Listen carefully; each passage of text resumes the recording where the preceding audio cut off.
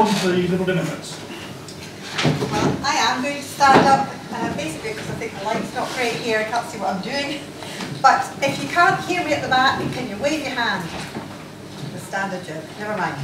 I wanted to start with an apology, because actually, I meant to come and meet the Skeptics some time ago, back in November, when you had Evan Harris up to speak to you.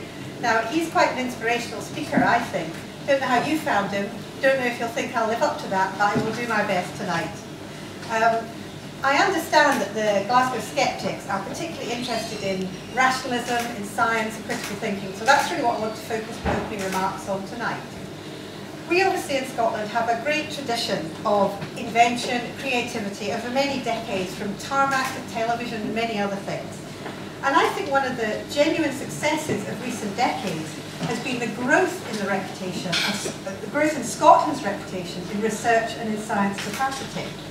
And we've had success stories the world over, from the MRI scanner to celebrity sheep and many more things besides.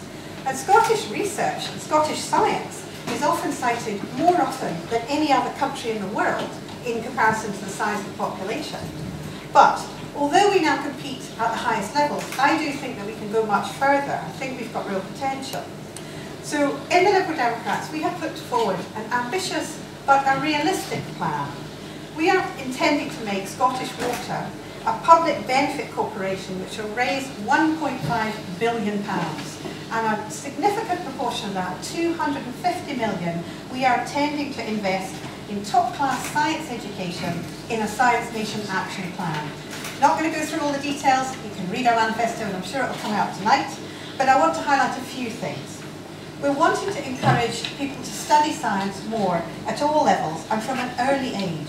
So that does mean promoting it at an early level, encouraging those links between primary schools, secondary schools, universities where there's in-depth knowledge. We're also determined to encourage many more women into science. I know there have been attempts in that direction over the years. As a careers advisor by profession, I've been heavily involved in promoting that and in trying to expand the widest possible opportunities when young people are thinking about their careers. And if I do get elected to the Scottish Parliament, then I'm certainly intending to make that a primary focus of what I do. The Liberal Democrats also intend to work with universities and with colleges to support those companies who are considering investing in research and development in Scotland, because it's not just about making the widgets, it's about designing them, thinking about them in the first place. That's where the top quality, high value jobs are. And we will help to turn research into world-beating commercial opportunities, so linking up the ideas and creativity we have in Scotland to creating effective businesses. And our plans for the regional development banks, where we are devolving decision making and trying to make investment on a much more localised listening level by creating these banks which will bring together universities, colleges, local businesses and local authorities all working together to ensure that the investment is made and the appropriate decisions are made that are right for those regions.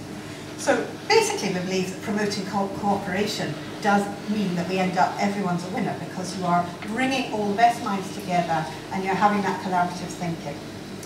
We also recognise the urgent need to develop links between the Scottish life sciences industry and NHS Scotland.